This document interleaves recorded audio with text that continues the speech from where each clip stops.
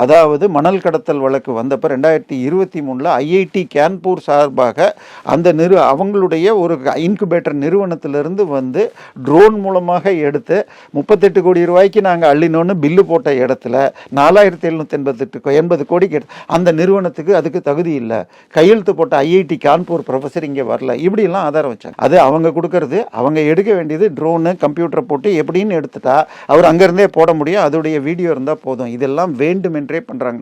இப்போ இந்த வழக்கில் இதுக்கு மேலே எஃப்ஐஆர் போடாமல் இருக்க முடியாது. 1 வருடம் ஆயிடுச்சு. டிஜிபிக்கு கடிதம் எழுதி போன டிஜிபி அனுப்பலை, அதுக்கப்புறம் பொறுப்பு டிஜிபி நம்பர் 1 அனுப்பலை, இப்போ பொறுப்பு டிஜிபி நம்பர் 2 இருக்குது. அவர் ஐ திங்க் இன்னும் 4 நாளில் ரிட்டையர் ஆக போகிறார்.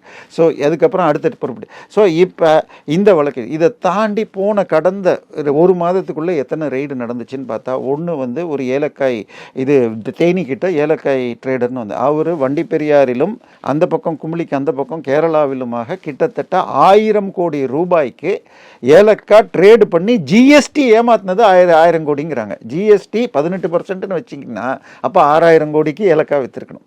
இப்போ அவருடைய நிறுவனமோ இது எல்லாம் பார்த்தா அந்த அளவுக்கு பெரிய பிஸ்னஸாக இல்லை. ஒரு கடந்த 1 வருடம் முன்பாக மூத்த குடும்பத்தின் மாப்பிள்ளை சார் அங்கே ஒரு 1500 ஏக்கர் வாங்கியதாக ஒரு செய்தி வந்தது. எனவே இது அவரை நோக்கி பாயும் என்பதாக சொல்லப்படுகிறது. ஏன்னா பல விஷயங்கள் இப்போ இடி பார்த்துட்ருக்கு, பல விதமாக ட்ரை பண்ணி பார்க்குறாங்க. இவங்களும் பல பேர் இது பண்ணா, ஆனால் இதில் மிக தெளிவாக 5 நாளைக்கு ரெய்டு நடந்து அத்தனை விஷயங்களும் எடுத்திருக்காங்க. ஸோ நிச்சயமாக அந்த விஷயத்தில் மாட்டோம்.